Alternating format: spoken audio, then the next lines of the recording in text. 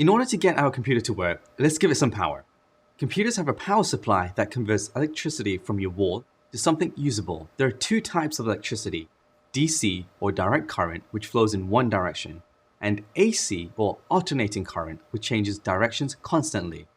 Our computers use DC voltage, so we have to have a way to convert the AC voltage from our power company to something we can use. That's what our power supply does. It converts the AC we get from the wall into low voltage DC power that we can use and transmit throughout our computer. So let's talk about power supplies. I actually have one right here. Let me show you how one looks like. Take it out right here.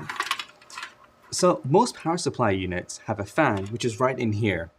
They also have voltage information, which is normally listed underneath or on the side, and cables like this one to power your motherboard, and a power cable. Have you ever plugged one of your devices into the wall outlet and fried your device? If you haven't, you're really lucky. After completing this lesson, hopefully you'll know how to avoid that situation.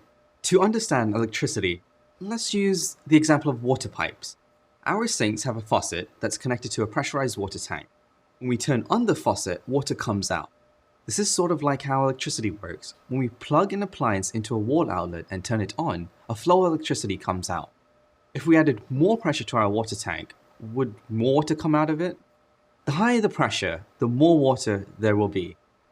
When it comes to electricity, we refer to the pressure as voltage.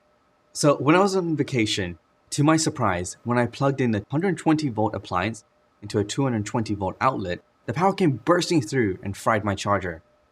If it was the other way around and a 220 volt appliance was plugged into a 120 volt outlet, I wouldn't have seen the same outcome. I'll still be able to get electricity, but slowly. This would be similar to if a water tank was only half pressurized. It'll draw water, but slowly. In some cases though, this can deteriorate the performance of the device and cause damage in the long term. As a general rule, be sure to use the proper voltage for your electronics. We refer to the amount of electricity coming out as current or amperage, and it's measured in amps. We can think of amps as pulling electricity as opposed to voltage, which pushes electricity. Amps will pull as much electricity needed, but voltage will just give you everything. Look on the back of one of your device chargers. You might see something like 1 or 2.1A. Charging a device with 2.1 amps will actually charge your device faster because it's able to pull more current from a 2.1 amp than a 1 amp charger. Finally, the other important part of the electricity that you will need to know is the wattage. Wattage is the amount of volts and amps that a device needs. If your power supply has too low of a wattage, you won't be able to power your computer, so make sure you have enough. This doesn't mean that if you have a large power supply, you'll overpower your computer.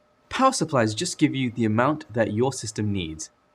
It's best to err on the side of large power supplies. You can power most basic desktops with a 500 watt power supply, but if you're doing something more demanding on your computer, like playing a high resolution video game or doing a lot of video production and rendering, you'll likely need a bigger power supply for your computer.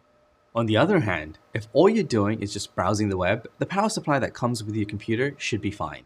All kinds of issues are caused by a bad power supply. Sometimes the computer doesn't even turn on at all. Since power supplies can fail for lots of reasons like burnouts, power surges, or even lightning strikes, knowing how to diagnose power issues and replace a failed power supply is a skill every IT support specialist should have in their toolbox.